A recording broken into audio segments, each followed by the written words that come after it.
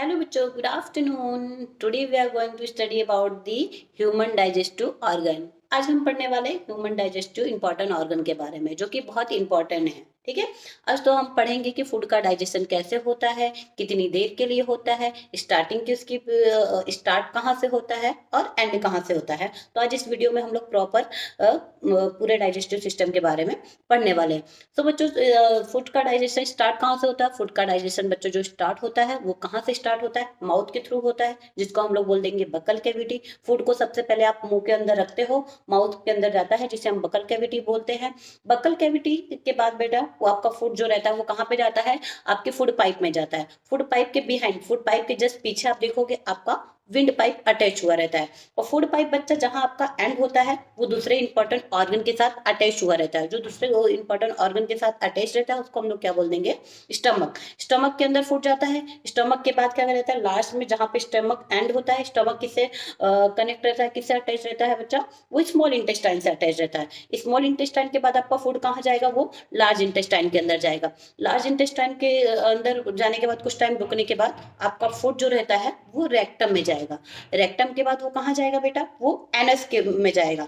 Anus के through आपकी body के आउटर पार्ट में वो चले जाए, आपकी बॉडी से वो बाहर रिमूव हो जाएगा. तो बच्चों हमने देखा फूड का डाइजेशन होने का जो फर्स्ट स्टेप था वो आपका माउथ था, और एंड वाला जो स्टेप था वो आपका क्या था? एनस था. अब डिटेल में पढ़ेंगे कि फूड कितनी देर के लिए कहाँ पे रहता है, इसका डाइजेशन कैसे होता है. अब डिटेल में इसके बारे में पढ़ेंगे. तो बच्चों, सबसे पहले हमने पढ़ा था कि फूड का डाइजेस्ट होने का फर्स्ट स्टेप जो होता है वो माउथ होता है. माउथ जो होता है, माउथ के अंदर उसको जो जिसको हम लोग बोल देंगे बकल कैविटी. बकल कैविटी क्या करता है? फूड को पुश करता है. पुश करता है कहाँ पे? फूड पाइप में.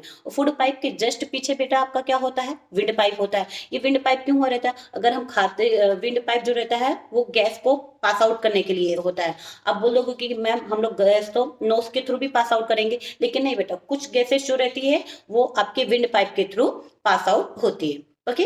तो फूड हमने माउथ में रखा. माउथ से क्या? बकल कैविटी कहा, उसको फूड को पुश की कहाँ पे की? फूड पाइप के अंदर की. फूड पाइप से आपका फूड जो हुआ वो धीरे धीरे कहाँ गया? एंड कहाँ हुआ? स्टमक के अंदर आया. स्टमक के अंदर बेटा कुछ टाइम पीरियड के लिए वो फूड वहां पे स्टे करेगा, कुछ टाइम के लिए वहां पे स्टे करेगा. सपोज दैट आप समझो कि 1 आवर के अंदर ये स्टमक के अंदर से डाइजेस्ट होके आगे ट्रांसफर हो जाए, तो आपको हर 1 घंटे में भूख लगती लगती या नहीं लगती? इसीलिए कुछ टाइम पीरियड दिया हुआ है. स्टमक के अंदर आपका फूड जो रहेगा जनरली 2 to 5 आवर के लिए रहेगा. 2 से 5 घंटे के लिए स्टमक के अंदर आपके वो फूड रहेंगे. फिर 5 आवर के बाद स्टमक जो रहता है बच्चा, वो फूड को कहाँ पे ट्रांसफर करता है? वो ट्रांसफर कर देगा स्मॉल इंटेस्टाइन के अंदर, ट्रांसफर कर देगा. 5 आवर के बाद फूड जो होगा स्मॉल इंटेस्टाइन के अंदर ट्रांसफर होगा. तो स्मॉल इंटेस्टाइन उसमें से देखेगा, वो न्यूट्रिशन वाले पार्ट को गेन करेगा, बट वो तुरंत ही गेन नहीं कर पाएगा. स्मॉल इंटेस्टाइन के अंदर भी फूड को डाइजेस्ट होने के लिए कुछ टाइम पीरियड लगेगा, कुछ टाइम उसके लिए चलेगा. तो मिनिमम 3, आप बोल सकते हो 3.5 to 7 आवर के बीच तक क्या कर जाता है? स्मॉल इंटेस्टाइन में आपके फूड वहां पे स्टे करते हैं. 7 आवर तक वहां पे स्टे करते हैं. डिपेंड ऑन कि आप कैसे फूड खा रहे हो. अगर आप हेल्दी फूड खाओगे तो वो जल्दी डाइजेस्ट कर लेगा, और अगर आप जंक फूड खाओगे तो थोड़ा डाइजेशन होने में लेट करता है. डिपेंड ऑन योर फूड कि कौन से फूड आप ईट कर रहे हो. ठीक है. तो हमने देखा कि 2 से लेके 5 आवर तक जो आपका फूड था वो स्मॉल इंटेस्टाइन में रहा. आफ्टर द 5 आवर नहीं, 7 आवर. आफ्टर द 7 आवर के बाद वो स्मॉल इंटेस्टाइन जो रहता है बच्चा, वो स्मॉल इंटेस्टाइन क्या कर देता है? आपके फूड को ट्रांसफर कर देता है लार्ज इंटेस्टाइन में. ओके. और आपके बेटा स्मॉल इंटेस्टाइन का जो लेंथ रहता है जनरली बेटा वो 6.7 सेंटीमीटर से लेके 7.6 सेंटीमीटर तक जनरली रहता है. ओके. अब देखेंगे कि अरे स्मॉल इंटेस्टाइन ने फूड को ट्रांसफर किया कहाँ? लार्ज इंटेस्टाइन के.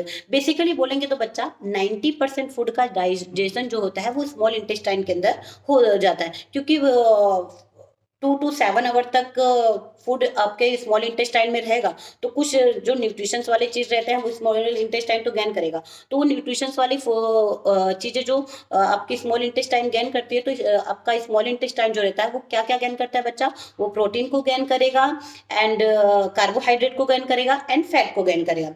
और बच्चा प्रोटीन को भी है ना, प्रोटीन को डाइजेस्ट होने में थोड़ा टाइम लगता है. तो प्रोटीन को डाइजेस्ट होने के जो प्रोसेस है तो 2 भाग होते हैं. ठीक है. प्रोटीन को अगर पचाया जाए तो उसको 2 प्रोसेस के थ्रू पचाया जा सकता है। एक को हम लोग बोलेंगे अरे ये ट्रिप्सिन और एक को बोलेंगे काइनोट्रिप्सिन। प्रोटीन को डाइजेस्ट करने के लिए जो दो भाग होते हैं, एक होता है ट्रिप्सिन और दूसरा होता है काइनोट्रिप्सिन। अब बेटा, अब ये फूड लार्ज इंटेस्टाइन में ट्रांसफर हो गया। लार्ज इंटेस्टाइन में कुछ रहेगा, लार्ज इंटेस्टाइन सोचेगा क्या लूं उसके अंदर से। तो जैसे हमारा स्मॉल इंटेस्टाइन वो किसका डाइजेशन करता था, प्रोटीन का डाइजेशन करता था, कार्बोहाइड्रेट का डाइजेशन करता था एंड फैट का डाइजेशन करता था, वैसे ही आपका लार्ज इंटेस्टाइन बच्चा जो है वो क्या वाटर एंड मिनरल को अपने में क्या एब्जॉर्व करेगा, वाटर और मिनरल को वो डाइजेस्ट करेगा। बाकी अनवांटेड चीज जो रहेगी वो आगे उसको ट्रांसफर कर देगा, उसको जरूरत ही नहीं रहेगी तो पेट में लेके रख के करेगा भी क्या। तो वो किसको ट्रांसफर कर देगा, हमने लास्ट में क्या देखा था, स्मॉल से लार्ज इंटेस्टाइन में आता था, लार्ज इंटेस्टाइन से कहां पे जाता था बेटा, वो रेक्टम में जाता था। तो लार्ज इंटेस्टाइन जो फूड को रहेगा कहां पे ट्रांसफर करेगा, वो रेक्टम को ट्रांसफर कर देगा। रेक्टम देखेगा उसको कुछ चीजें जो चाहिए रहेगी लेगा, फिर वो फूड को क्या कर देगा, वो ट्रांसफर कर देगा कहां पे, एनएफ को वो पास आउट कर देगा।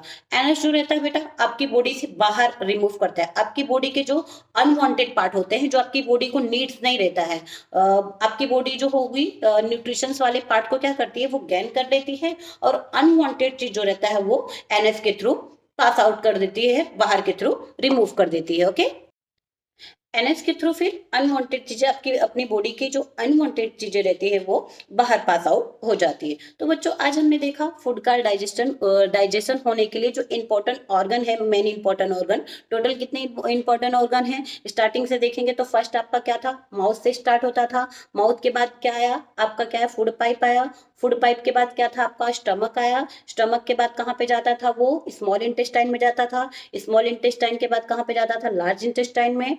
लार्ज इंटेस्टाइन के बाद वो कहाँ पे जाता था, रेक्टम में जाता था। रेक्टम के बाद वो कहाँ पे एंटर होता था, कहाँ पे बच्चों, एनस में। तो टोटल मेन इंपॉर्टेंट ऑर्गन होंगे, तो टोटल कितने इंपॉर्टेंट ऑर्गन होंगे बेटा फूड के डाइजेशन होने के, तो टोटल 7 इंपॉर्टेंट ऑर्गन होंगे। अब बच्चा माउथ से स्टार्ट होता है फूड का डाइजेशन होने का प्रोसेस, माउथ से स्टार्ट होता है और एनस पे एंड होता है। इस पूरी प्रोसेस को बच्चा हम लोग कुछ तो बोलते होंगे ना, क्या बोलते, किसी को पता है? ओके, मैं ही बता देती हूँ उसको। ये पूरी प्रोसेस को, डाइजेशन होने की पूरी प्रोसेस को बेटा गट बोल देंगे या फिर बोल देंगे एलिमेंट्री कैनल। एलिमेंट्री कैनल भी बोल सकते हो आप और या फिर गट भी बोल सकते हो। आज हमने देखा कि डाइजेशन होने की टोटल मेन इंपॉर्टेंट ऑर्गन कितने हैं, तो टोटल मेन इंपॉर्टेंट ऑर्गन 7 है। फूड का डाइजेशन कहाँ से स्टार्ट होता था, तो फूड का डाइजेशन बच्चा माउथ से स्टार्ट होता था। फूड का डाइजेशन एंड कहाँ से होता है, वो एनएस के थ्रू होता है। अब बच्चों आज के क्लास से रिलेटेड कुछ क्वेश्चन पूछूंगी तो मैं आप बताएंगे, जैसे फूड लाइक फूड का डाइजेशन कहाँ से स्टार्ट होता है, तो फूड का डाइजेशन कहाँ से स्टार्ट होता है, माउथ के थ्रू स्टार्ट होता है। फूड का डाइजेशन जो रहता है वो एंड कहाँ पे होता है, एनस में होता है एंड। और माउथ के बाद जो रहता है वो फूड आपका कहाँ पे जाता है, फूड पाइप में जाता है। फूड पाइप के बाद वो कहाँ पे जाता है आपका, स्टमक में जाता है। Very good. स्टमक के बाद वो फूड आपके कहाँ पे जाएंगे, उसके बाद स्मॉल इंटेस्टाइन में जाएंगे। स्मॉल इंटेस्टाइन के बाद वो कहाँ पे जाएंगे, लार्ज इंटेस्टाइन में जाएंगे। लार्ज इंटेस्टाइन जो रहता है वो वाटर एंड मिनरल को एब्जॉर्व करके अनवांटेड चीजों को, आपकी बॉडी के जो अनवांटेड चीज रहेंगे उसको बाहर रिमूव करेगा। तो वो किसको दे देगा, वो रेक्टम को दे देगा। फिर रेक्टम के बाद वो कहाँ पे जाता था बच्चा, रेक्टम के बाद वो एनएस के थ्रू आपकी बॉडी के आउटर पार्ट में चला जाता था। सपोज करो आप फूड जो भी खाते रहो सारा आपकी बॉडी में सारा आपकी बॉडी में रह जाए तो आप कैसे होगे, 1-2 महीने के बाद ऐसे हो जाओगे। इसीलिए बच्चा ये डाइजेशन प्रोसेस बनी है कि आपकी ह्यूमन बॉडी जो है, जो जितने उसको न्यूट्रिशंस चाहिए रहता है वो बॉडी गेन करती है और अनवांटेड चीजों को आगे पास आउट कर देती है और रिमूव कर देती है। तो कंटिन्यूसली बच्चा ये प्रोसेस चलता रहता है। अगर आप हेल्थी फूड खाओगे तो आपकी डाइजेशन इजिली हो जाएगी। अगर आप थोड़ी जंक वाले फूड खाओगे तो डाइजेशन होने में थोड़ा टाइम लगेगा। और जनरली बेटा डाइजेशन देखेंगे तो डाइजेशन जनरली आपका 2 to 5 डे लग जाता है। अगर प्रॉपर पूरी तरीके से डाइजेशन देखेंगे, जिससे प्रोटीन ये सब पूरी तरीके से डाइजेस्ट हो जाए, तो उसको जनरली 2 to 5 डेज का टाइम लगता है। तो बच्चों आज का सेशन आपको अच्छा लगा हो तो वीडियो को लाइक करें, शेयर करें एंड सब्सक्राइब करें। एंड कोई भी डाउट हो तो आप कमेंट सेशन में जरूर पूछें। धन्यवाद।